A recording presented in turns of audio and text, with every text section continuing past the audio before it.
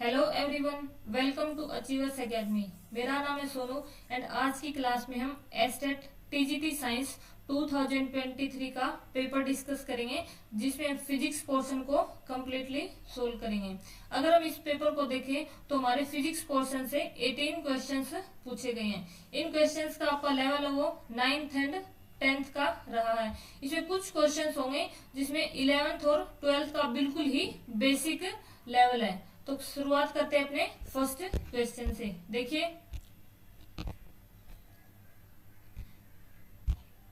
First question देखिए, the minimum distance of distinct vision for young adult with normal vision is about, यानी कि वो कम से कम distance जहां पर हम अपनी आई से क्लियरली देख सकते हैं। जैसे कुछ कई बार देखते हैं बिल्कुल आंख के जैसे 5 सेंटीमीटर दूर कुछ लेकर आएंगे तो हमें कुछ भी दिखाई नहीं देगा।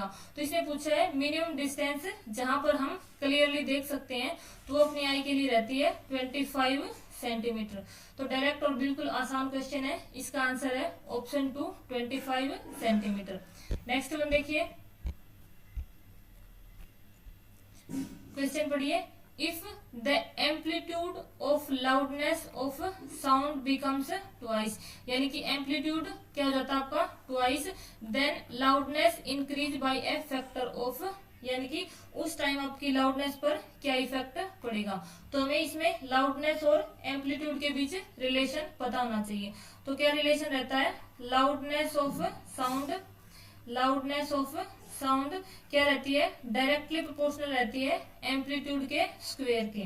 लाउडनेस क्या होगी, एम्पलीट्यूड के स्क्वायर के डायरेक्टली प्रोपोर्शनल होगी। अब हमने क्या किया है, एम्पलीट्यूड को ट्वाइस किया है, यानी कि इधर क्या हो गया अपना ट्वाइस ऑफ एम्पलीट्यूड का स्क्वायर।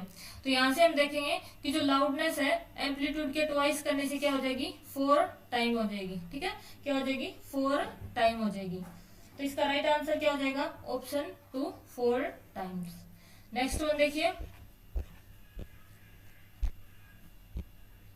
नेक्स्ट वन क्वेश्चन आपका 9th क्लास का बिल्कुल डायरेक्ट क्वेश्चन है। देखिए, if an object is moving with constant acceleration along one direction, आपकी ऑब्जेक्ट क्या है, एक डायरेक्शन में कांस्टेंट एक्सेलरेशन से मूव कर रही है, then the distance travel in the nth second, जो आपकी बॉडी है उसने nth सेकेंड में कितनी डिस्टेंस ट्रेवल की है वो हमसे पूछा गया है। जहां पर u क्या है, इनिशियल वेलोसिटी है एंड a एक्सेलरेशन है। तो जो nth सेकेंड में डिस्टेंस ट्रेवल की है उसका फॉर्मूला रहेगा अपना sn, जो इक्वल होगा u प्लस a/2 इंटू में 2n माइनस में 1, यानी कि ये जो डिस्टेंस है वो किस ड्यूरेशन की है, ये जो डिस्टेंस है वो nth सेकेंड में ट्रेवल की गई है, यानी कि distance travelled in nth second. अगर हमसे ये पूछा जाए n सेकेंड में कितनी डिस्टेंस ट्रेवल की है, ये तो nth सेकेंड की है। अगर हमसे n सेकेंड में पूछा जाए, n सेकेंड्स में, ठीक है, n सेकेंड्स में हम इसको सिंपली लिखेंगे, तो n सेकेंड्स में कितनी डिस्टेंस ट्रेवल होगी उसको निकालेंगे हम। s is equal to u t plus में हाफ ए टी स्क्वायर। ये अपना डायरेक्ट इक्वेशन ऑफ मोशन हमने लिख दिया। तो इस सवाल का राइट आंसर हो जाएगा आपका u प्लस a/2 इंटू में 2n माइनस 1, यानी कि option second. Okay, next one देखिए, अगला सवाल ये भी बिल्कुल आसान सवाल है, पढ़िए। अ फोर्स, यानी कि फोर्स की वैल्यू में गिवन है F is equal to 2I plus 3J plus में 6 के cap newton acts on a 5 kg object, यानी कि जो फोर्स है वो किस पर एक्ट कर रहा है, 5 किलोग्राम की ऑब्जेक्ट पर, कितने टाइम के लिए, फॉर 10 सेकेंड्स।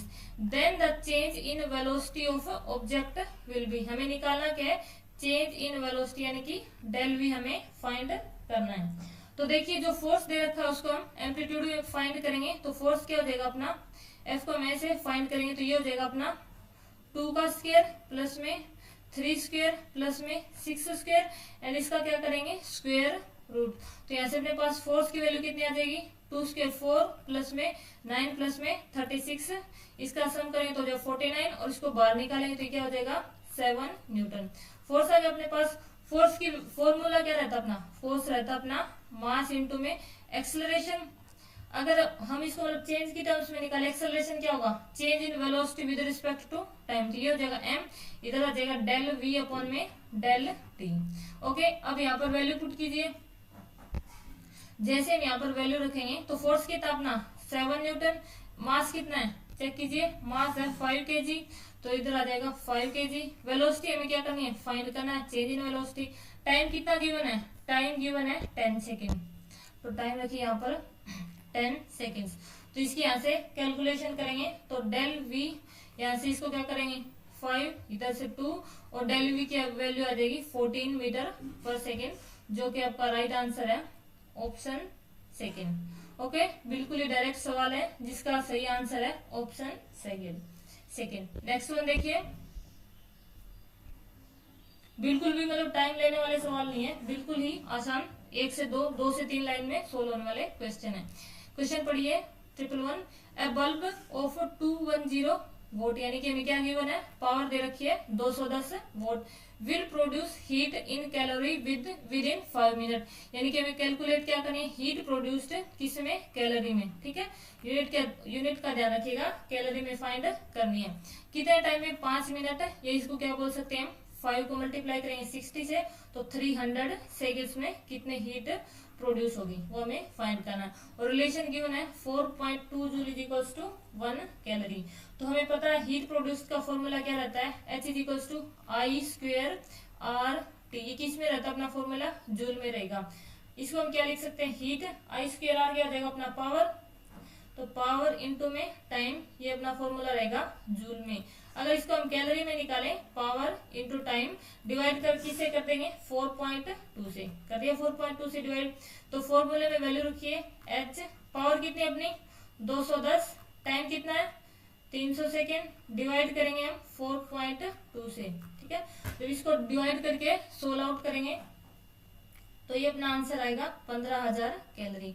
ओके, आप इसको मल्टीप्लाई करके डिवाइड कीजिएगा, 15,000 कैलोरी राइट आंसर होगा। ओके, तो 111 question right answer is option third. Next one देखिए,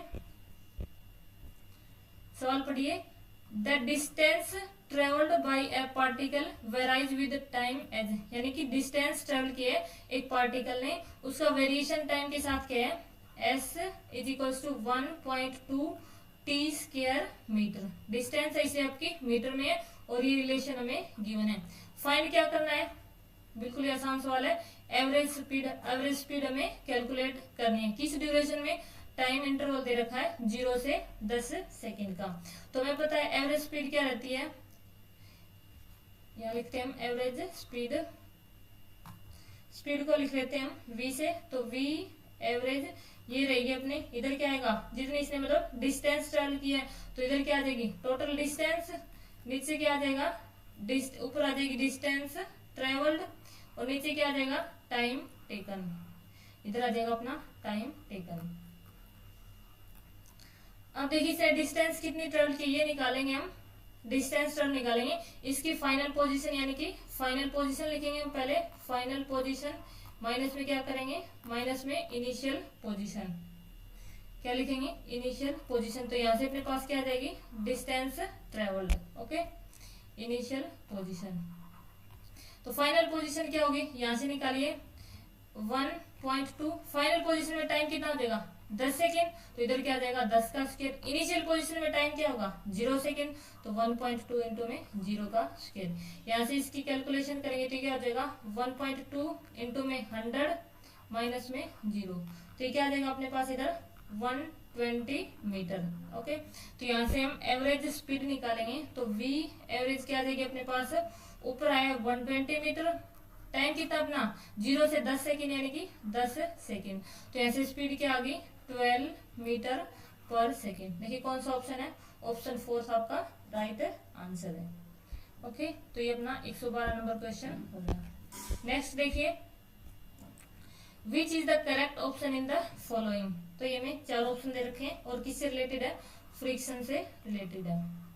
एग्जाम में इस क्वेश्चन का शायद आपको बोनस दिया गया है, तो बोनस का कारण ये स्पेलिंग मिस्टेक भी हो सकता है, जैसे यहाँ पर फ्रैक्शन लिखा हुआ है। ओके, तो इसमें हमें चार ऑप्शन दे रखे हैं और हमसे पूछा गया है भी कौन सा फ्रिक्शन है उसकी वैल्यू सबसे ज्यादा होगी और मतलब किसकी कम होगी, तो इनको एक ऑर्डर में अरेंज करना है। अब देखिए आपके पास मतलब मोस्टली हम चार टाइप के फ्रिक्शन पढ़ते हैं। एक रहता है स्लाइडिंग फ्रिक्शन, दूसरा रोलिंग फ्रिक्शन, एक स्टैटिक फ्रिक्शन और एक हम फ्लूइड फ्रिक्शन भी पढ़ते हैं जो क्या करता है फ्लूइड्स की लेयर्स के बीच में वर्क करता है। अब देखिए इसमें आप सबसे पहले हम स्लाइडिंग फ्रिक्शन को देखते हैं। स्लाइडिंग फ्रिक्शन कब होगा, जैसे एक ऑब्जेक्ट ये होगी अपने पास है और दूसरी ऑब्जेक्ट होगी ये। जब ये ऑब्जेक्ट इसके ऊपर स्लाइड कर रही है तो उस टाइम जो फोर्स एक्ट कर रहा है वो स्लाइडिंग फ्रिक्शन होगा। रोलिंग फ्रिक्शन कब होगा, जब एक ऑब्जेक्ट दूसरी ऑब्जेक्ट के ऊपर क्या कर रही है, रोल कर रही है, तो उस टाइम जो फ्रिक्शन होगा वो रोलिंग फ्रिक्शन होगा। अब स्टैटिक फ्रिक्शन कब होगा, एक ऑब्जेक्ट क्या है वो रेस्ट पर है, रेस्ट पे जब आप उसको धक्का देकर या मतलब कुछ भी करके उसको स्टार्ट करोगे और मोशन में लेकर आओगे तो उस टाइम जो रेस्ट पर जो फ्रिक्शन है वो आपका स्टैटिक फ्रिक्शन। तो इसे में आइडिया होगा जो सबसे ज्यादा फ्रिक्शन कौन सा होगा, स्टैटिक फ्रिक्शन होगा। क्यों, क्योंकि बॉडी रेस्ट पे है और उसको हम क्या लेकर आ रहे हैं, मोशन में लेके आ रहे हैं। तो इसको समझने के लिए हम क्या करते हैं, कई बार एक घोड़ा गाड़ी वाला एग्जांपल कंसीडर करते हैं। अगर कोई घोड़ा गाड़ी है और क्या होगी वो कीचड़ में क्या हो गई, मतलब फंस गई, तो उसको करने के लिए हम क्या करेंगे, एकदम से बहुत सारा फोर्स अप्लाई करेंगे। तो उस टाइम जो हम ओवर करेंगे वो कौन सा फ्रिक्शन करेंगे, स्टैटिक फ्रिक्शन। तो सबसे ज्यादा वैल्यू किसकी होगी, स्टैटिक फ्रिक्शन की। तो देखिए तो स्टैटिक फ्रिक्शन क्या होगा, सबसे ज्यादा होगा। उसके बाद कौन सा फ्रिक्शन होगा, उसके बाद होगा आपका फ्रिक्शन, स्टैटिक के बाद आएगा रोलिंग। ठीक है, कौन सा होगा, रोलिंग सॉरी ज्यादा पूछा है। तो स्टैटिक के बाद कौन सा आएगा, स्टैटिक के बाद आएगा आपका स्लाइडिंग फ्रिक्शन। कौन सा आएगा, स्लाइडिंग फ्रिक्शन। क्यों, क्योंकि इसमें आपका जैसे कि ये ऑब्जेक्ट है और ये दूसरी ऑब्जेक्ट है तो इनके बीच का क्या होगा, कॉन्टेक्ट है वो आपका ज्यादा होगा, इसलिए स्लाइडिंग फ्रिक्शन सेकेंड नंबर पे आएगा। उसके बाद आएगा थर्ड नंबर, तो थर्ड पर आएगा आपका रोलिंग फ्रिक्शन। जैसे एक ऑब्जेक्ट दूसरे ऑब्जेक्ट पर रोल करती है तो उनका जो पॉइंट ऑफ कॉन्टेक्ट है वो क्या रहता है, अपना कम रहता है। इसे सबसे ज्यादा कौन सा होगा, स्टैटिक फ्रिक्शन, उसके बाद स्लाइडिंग फ्रिक्शन एंड देन आएगा आपका रोलिंग फ्रिक्शन। तो इसका राइट आंसर होगा ऑप्शन फोर्थ। नेक्स्ट वन देखिए, इसे पूछा हमें रेंज ऑफ ग्रेविटेशनल फोर्स। तो हमें पता है जो ग्रेविटेशनल फोर्स है यानी कि force of attraction between any two bodies, तो इसकी रेंज क्या रहती है आपकी, इनफाइनाइट रहती है। अगर न्यूक्लियर फोर्स की रेंज की बात करें, न्यूक्लियर फोर्स की रेंज की बात करें तो इसकी रेंज रहती है अपनी बिल्कुल ही कम, यानी कि inside the nucleus that is 10⁻⁻15 metre. Okay, next question देखिए, when an electron is passing through magnetic field then, जब आपका एक इलेक्ट्रॉन है वो मैग्नेटिक फील्ड में पास कर रहा है तो उसकी वेलोसिटी, एनर्जी, मोमेंटम, इन चीजों पर क्या इफेक्ट पड़ेगा, ये हमसे पूछा गया। तो एक बार हम पहले डिस्कस करते हैं, अगर सेम इलेक्ट्रॉन आपका इलेक्ट्रिक फील्ड में से पास हो रहा है तो क्या होगा। जब आपका एक इलेक्ट्रॉन या इलेक्ट्रॉन की बीम इलेक्ट्रिक फील्ड में से पास होती है तो वो क्या करेगा, इलेक्ट्रॉन काइनेटिक एनर्जी को क्या कर लेगा, गेन कर लेगा। ये रहेगा आपका किसके केस में, इलेक्ट्रिक फील्ड के केस में। मैग्नेटिक फील्ड के केस में क्या होगा, मैग्नेटिक फील्ड के केस में आपका फोर्स एंड वेलोसिटी क्या होंगे, दोनों एक दूसरे के परपेंडिकुलर होंगे। ओके, फोर्स और वेलोसिटी क्या होंगे, एक दूसरे के परपेंडिकुलर होंगे। तो इस वजह से आपकी वेलोसिटी में क्या होगा, कोई भी चेंज नहीं होगा। अगर वेलोसिटी में चेंज नहीं होगा तो आपकी जो काइनेटिक एनर्जी है, जो एनर्जी है हाफ mv², वो भी क्या रहेगी, कांस्टेंट रहेगी। ठीक है, क्यों, क्योंकि अपनी जो वेलोसिटी वो कांस्टेंट है। इसी के साथ जो मोमेंटम p वो क्या रहेगा, mv, ये भी क्या रहेगा, कांस्टेंट रहेगा। तो velocity and energy of electron remains constant. तो ये 119 क्वेश्चन है, इसका राइट आंसर हो जाएगा ऑप्शन फोर्थ। नेक्स्ट वन देखिए, A light is refracted through a prism, यानी कि एक प्रिज्म है उसमें से लाइट रिफ्रैक्टेड हुई है। देन एंगल ऑफ डेविएशन, यानी कि प्रिज्म है उस पर हमने लाइट डाली, लाइट क्या होगी, रिफ्रैक्ट होगी। तो उस टाइम हम क्या डिफाइन करते हैं, एंगल ऑफ डेविएशन को डिफाइन करते हैं। क्या डिफाइन करते हैं, एंगल ऑफ डेविएशन। तो इसमें पूछा जो एंगल ऑफ डेविएशन है वो किस किस के बीच का एंगल होगा। तो एंगल ऑफ डेविएशन अपना एंगल रहेगा, डायग्राम देखिए आप एक बार, हमने यहाँ से क्या डाली, इंसिडेंट रे डाली, इंसिडेंट रे डाली, तो जैसे ये रिफ्रैक्ट होगी, एक्चुअल में इसका पाथ क्या होना चाहिए था, ये वाला होना चाहिए था, लेकिन हमें पाथ मिला क्या, ये वाला मिला हमें, एमरजेंट रे का पाथ। और ये जो एंगल रहता अपना इधर वाला, एक ब्लू कलर से डाल करते हैं, ये जो एंगल रहता है ये रहता है अपना डेविएशन एंगल। अब देखिए जो डेविएशन एंगल है वो किस किस के बीच का एंगल है, बताइए इसको देखकर। तो ये जो अपना एंगल है वो है इंसिडेंट रे, एक लिखते हैं इसको, ये जो एंगल है ये आपका इंसिडेंट रे एंड एमरजेंट रे के बीच का एंगल है। ओके, एमरजेंट रे के बीच का एंगल है। तो इस क्वेश्चन का राइट आंसर हो जाएगा एंगल बिटवीन इंसिडेंट एंड, कौन सा, इंसिडेंट एंड एमरजेंट रे, यानी कि option first. Okay, next one देखिए, ये आपका डायरेक्ट नेक्स्ट वन क्वेश्चन है। ये वाला आपका एक छोटा सा डेरिवेशन है जो हम 11th क्लास में जो ग्रेविटेशन चैप्टर उसके अंदर पढ़ते हैं। अब देखिए इसमें क्वेश्चन क्या दे रखा है, जस्ट अ सेकेंड, ये हो गया, दिस वन ऑल्सो, ये वाला है, इसको थोड़ा बड़ा कर लेते हैं।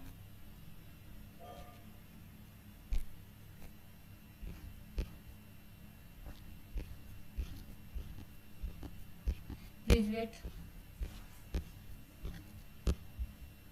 ये वाला क्वेश्चन है। क्वेश्चन पढ़िए, at a height h above the earth's surface the fractional change in the value of acceleration due to gravity।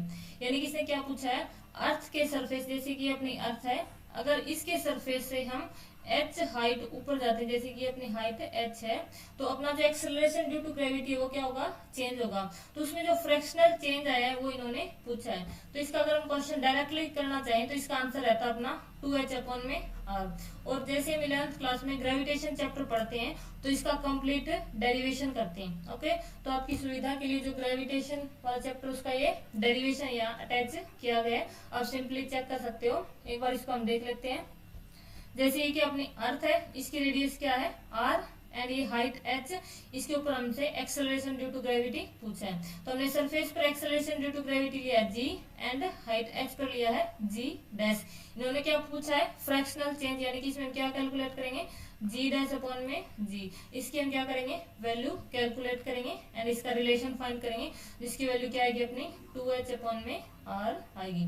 तो आप ये डेरिवेशन कर सकते हो एक बार अपने हाथ से, तो आपको क्लियर हो जाएगा। ओके, तो ये अपना 130 नंबर का क्वेश्चन। नेक्स्ट वन देखिए, which of the following statements are correct, यानी कि इस क्वेश्चन में हमें 4 स्टेटमेंट्स दे रखी हैं और पूछा है कि इनमें से कौन कौन सी करेक्ट है। तो फर्स्ट वन देखिए, temperature changes during the change of state, यानी कि जैसे एक ऑब्जेक्ट, मतलब कोई भी अपने पास एक कंटेनर है, उसके अंदर हमने कोई भी सब्सटेंस रखा हुआ है, तो पहले वो सॉलिड में है, जब वो सॉलिड से क्या जाएगा आपका लिक्विड में जाएगा। तो इसने पूछा जैसे वो सॉलिड से लिक्विड में जाएगा तो उसकी क्या हो रही है, स्टेट चेंज हो रही है, तो इस ड्यूरेशन उसका टेम्परेचर चेंज होगा या नहीं। तो इसने कहा भी टेम्परेचर चेंज होगा, लेकिन ये क्या है, गलत है। क्यों, क्योंकि जब एक जो सब्सटेंस है वो सॉलिड से लिक्विड में जाएगा तो उसका टेम्परेचर चेंज नहीं होगा, क्योंकि जो आपकी स्टेट चेंज हो रही है वो किसके अकॉर्डिंग हो रही है, जो आपने हीट ली है या जो हीट है वो छोड़ी है उसके अकॉर्डिंग है, वो स्टेट में चेंज आ रहा है, तो इसलिए टेम्परेचर में कोई भी चेंज नहीं होगा। तो फर्स्ट जो पार्ट है वो इनकरेक्ट है। नेक्स्ट वन देखिए, dry ice gas converted directly into gaseous state under normal atmospheric conditions. ये पूछा जो ड्राई आइस है, ड्राई आइस क्या रहेगी, अपनी सॉलिड रहेगी, ये क्या रहेगी, सॉलिड रहेगी। ये नॉर्मल कंडीशंस पर क्या होगी, गैसियस स्टेट में क्या होगी, कन्वर्ट हो जाएगी। ये बात बिल्कुल सही है। अगर हम जैसे कि जो प्रेशर हो 1 एटमॉस्फेरिक लेकर आएंगे तो जो ड्राई आइस है वो किस में चेंज हो जाएगी, गैसियस स्टेट में चेंज हो जाएगी। तो आपका सेकंड पॉइंट है वो करेक्ट है। नेक्स्ट में देखिए, higher boiling points of a liquid indicates weaker intermolecular forces. तो पढ़ने से समझ आ रहा है कि स्टेटमेंट क्या है, रॉन्ग है। क्यों, क्योंकि अगर आपका बॉइलिंग पॉइंट है वो ज्यादा है, बॉइलिंग पॉइंट ज्यादा है, इसका मतलब क्या, जो इंटरमोलिकुलर फोर्सेज है वो क्या है, स्ट्रॉन्गर है। ठीक है, इंटरमोलिकुलर फोर्सेज स्ट्रॉन्गर होंगे तभी तो उसका हायर बॉइलिंग पॉइंट होगा।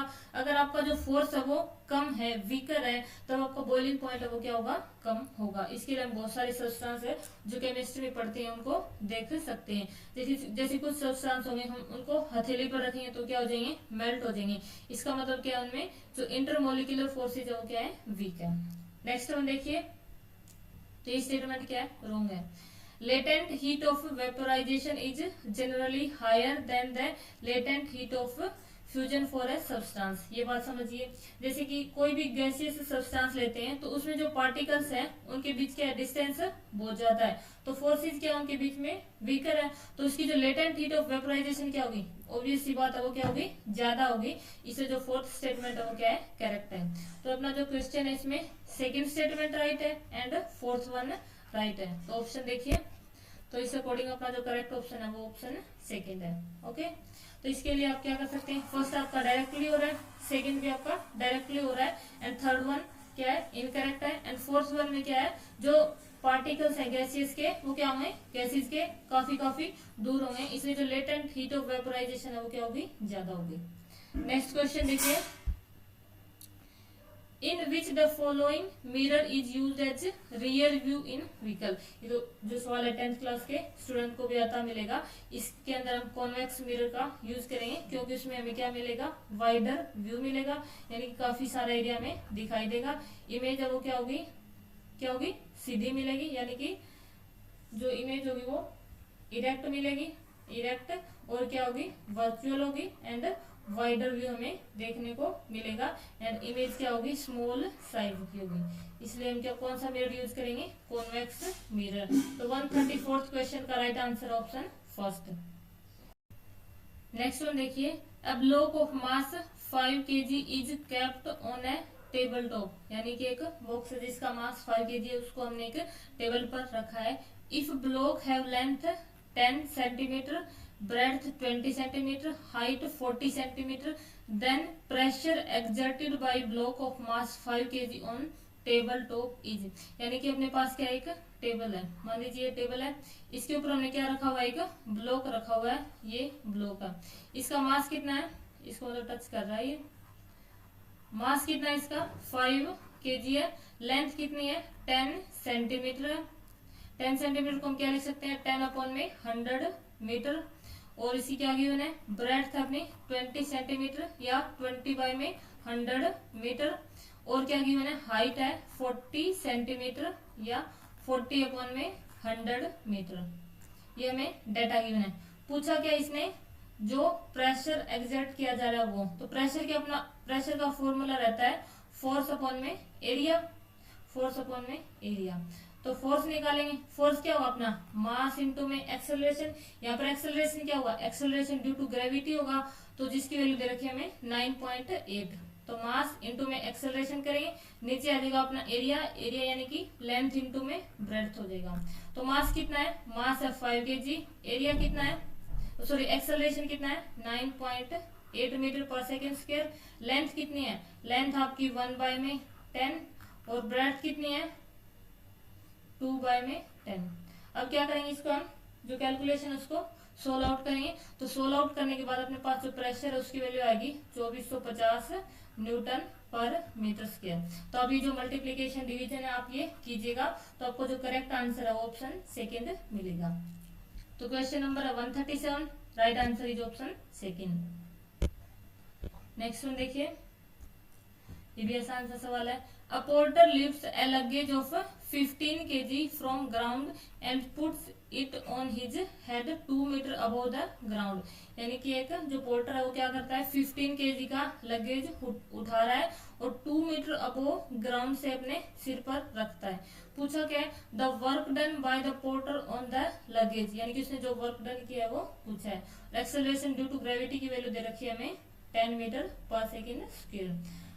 तो वर्क डन निकालेंगे वो किसकी फॉर्म में होगा, W का हो जाएगा अपना mgh। ओके, m कितना अपने पास 15 kg है, g की वैल्यू है 10, और हाइट कितनी है 2 मीटर अबव है, तो इसे जो वर्क डन किया वो कितना हो जाएगा 15 के 10 से मल्टीप्लाई 150 से 300, और ये हो जाएगा न्यूटन मीटर। ओके, यूनिट ध्यान रखना न्यूटन मीटर। तो राइट आंसर हो जाएगा ऑप्शन फर्स्ट। आंसर सवाल है। नेक्स्ट वन देखिए, the kinetic energy of an object of mass m moving with velocity 5 metre पर सेकेंड इज 20 जूल। यानी कि हमें क्या गिवन है, काइनेटिक एनर्जी गिवन है एक ऑब्जेक्ट की, कितनी दे रखी है 25 जूल। कब, जब उसकी वेलोसिटी क्या है 5 मीटर पर सेकेंड है। इससे पूछा क्या है, if velocity of this object increases by 3 times, यानी कि वेलोसिटी को हम क्या कर देते हैं 3 टाइम कर देते हैं, यानी कि v है इसको क्या कर देते हैं हम 3v कर देते हैं। तो इसकी जो काइनेटिक एनर्जी उसमें क्या चेंज होगा, तो इसको हम सिंपली क्या करेंगे, जो रेशियो है उसके अकॉर्डिंग कैलकुलेट कर लेंगे। तो काइनेटिक एनर्जी इनिशियली क्या अपनी हाफ mv², इसको लिख लेते हैं ऐसी, कितनी अपने पास है 25 जूल। जो नेक्स्ट कंडीशन उसके अंदर निकालेंगे तो हम क्या कर लेते हैं, इसको काइनेटिक एनर्जी सेकेंड लेते हैं। ये क्या होगी अपनी हाफ m, यहाँ पर इसको वेलोसिटी को ले लेते हैं v1, इधर हो जाएगी v2 का स्क्वायर, ये हमें फाइंड करनी है। तो सेकेंड हो जाएगी kinetic energy second is equal to half m, इधर v2 कितनी हो जाएगी 3 टाइम ऑफ v1 और इसका स्क्वायर हो जाएगा। तो यहाँ से हम दोनों क्या करेंगे, रेशियो कैलकुलेट करेंगे। इधर हो जाएगी kinetic energy first divide by में काइनेटिक एनर्जी सेकेंड, ऊपर क्या आपका हाफ m v1 का स्क्वायर, तो हाफ m v1 स्क्वायर, नीचे क्या आपका हाफ m v1 की जगह क्या आ जाएगा 3 टाइम ऑफ v1 का स्क्वायर। इसको फर्दर सोल्व आउट करेंगे तो इधर काइनेटिक एनर्जी फर्स्ट वाली कितनी है 25 जूल, तो ये हो जाएगी 25 जूल, लिख दिया हमने 25 जूल। सेकेंड वाली हमें कैलकुलेट करनी तो वो हमने यहाँ रख दिया। अब रखिए वैल्यू हाफ m से आपका m कट रहा है तो काट दिया, v1 कितने आपका 5 मीटर पर सेकेंड स्क्वायर, तो इधर कर देंगे 5 का स्क्वायर, ये हमने कर दिया। नीचे क्या आ जाएगा हाफ एज इट इज और 3, और इधर क्या करेंगे 5 और इनका स्क्वायर आ जाएगा, हाफ से हाफ कट जाएगा। तो यहाँ पर देखिए, यहाँ पर 25, यहाँ पर काइनेटिक एनर्जी, इधर क्या है आपका 25 और इधर आ जाए ये 3 जगह 3 का स्क्वायर 9 मल्टीप्लाई बाय 25। तो इसको सोल्व आउट करें तो यहाँ से अपने पास काइनेटिक एनर्जी कितनी आ जाएगी, काइनेटिक एनर्जी आ जाएगी अपने पास, ये कैंसिल आउट हो जाएगा तो ये आ जाएगी 225 जूल। ओके, तो राइट आंसर हो जाएगा अपना 225 जूल, यानी कि ऑप्शन फर्स्ट। ओके, तो काइनेटिक एनर्जी कितने टाइम होगी, पहले थी 25 और अब होगी 225, यानी कि 9 गुना बढ़ गई है। नेक्स्ट वन देखिए, ऑप्टिक्स का सवाल है, a convex mirror has a radius of curvature 3 metre, यानी कि कॉन्वेक्स मिरर उसकी रेडियस ऑफ कर्वेचर r कितनी दे रखी है हमें 3 मीटर दे रखी है। r 3 मीटर, तो फोकल लेंथ क्या आ जाएगी इसकी हाफ 3/2, यानी कि 1.5 मीटर। ठीक है, नेक्स्ट वन देखिए, if object is located at 5 metre from the mirror, यानी कि डिस्टेंस ऑफ ऑब्जेक्ट कितनी दे रखी है 5 मीटर। साइन क्या लेंगे, साइन कन्वेंशन के अकॉर्डिंग नेगेटिव, तो -5 मीटर। फाइंड क्या करना है, पोजीशन ऑफ इमेज, यानी कि v हमें फाइंड करना है। तो यूज क्या करेंगे मिरर फॉर्मूला, तो मिरर फॉर्मूला क्या रहता है अपना 1/f is equal to 1/v plus 1/u। रखी सभी वैल्यूज, 1 डिवाइड बाय में 1.5, 1/v हमें कैलकुलेट करना है और 1/u की जगह आ जाएगा 1/5। तो कैलकुलेट कीजिए यहाँ से 1 डिवाइड बाय 1.5 एलसीएम 5v, इधर आ जाएगा 5 माइनस में v।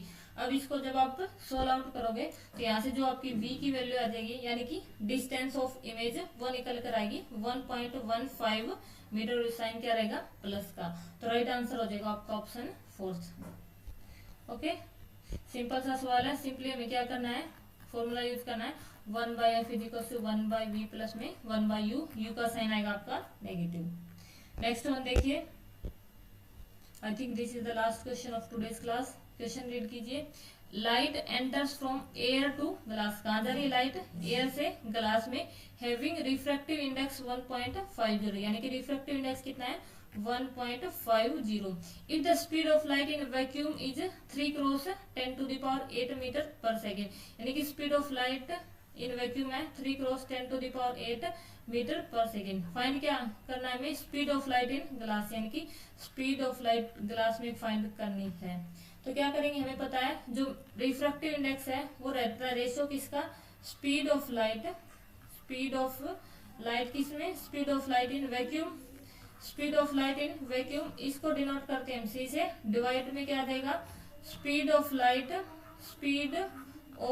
लाइट किसमें आएगी, speed of light in glass, glass की जगह कोई भी आपका मीडियम हो सकता है। तो यहाँ से n क्या आ जाएगा आपका, n आ जाएगा c अपॉन में velocity of light in glass.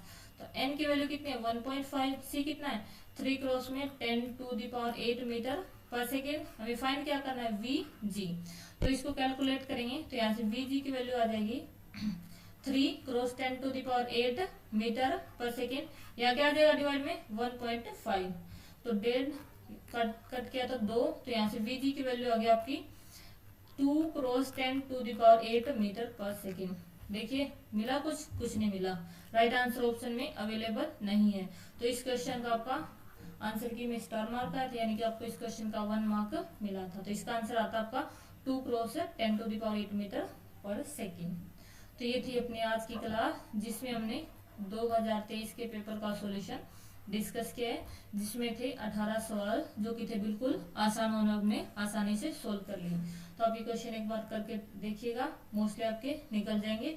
और इनके जैसे क्वेश्चन आपको 9th 10th की क्लास में मिल जाएंगे, और कुछ 11th 12th के बिल्कुल ही बेसिक क्वेश्चन है, तो आप वहां से ट्राई कर सकते हैं। अगर कोई डाउट आता है तो आप कमेंट करके पूछ सकते हैं। तो ये थी आज की क्लास, मिलते हैं नेक्स्ट क्लास में, तब तक के लिए जय हिंद जय भारत।